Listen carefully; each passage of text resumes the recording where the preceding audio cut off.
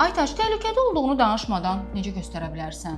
Danışmadan o necə olur? Bəli, danışmadan. Bax bu hərəkət. Deməli, baş barmaq ovuca sıxılır, digər barmaqlar qatlanaraq onun üstünü örtür. Sonra bu formada qapadılıb açılır.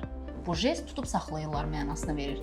Diqqətli ol. Kimsə sənə bu işarəni göstərirsə, bu onun son ümid siqnalı ola bilər. Səssiz, şübhə yaratmadan öz həyatını xilas edə bilərsən. Çox maraqlıdır. Bəs belə bir fikir kimin ağlına gəlir? 2020-ci ildə COVID-19-un yayıldığı dövrdə Kanada Qadınlar Fondu tərəfindən yaradılıb.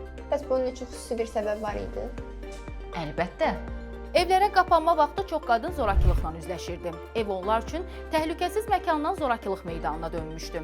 Ona görə səssiz işarənin yaradılması vacib idi. Heç nə demədən kömək istəmək. Bu işarə yaradıldı, sosial şəbəkələr vasitəsilə dünyaya yayıldı. Səssiz siqnalın xilas etdiyi adamların sayı çoxdur. Birini misal göstərə bilərəm. ABŞ-də yeniyetmə qız avtomobildə gedərkən bu jestdən istifadə edib və onu görən digər sakin polisə xəbər verib. Nəticədə polis onun həyatını xilas edib.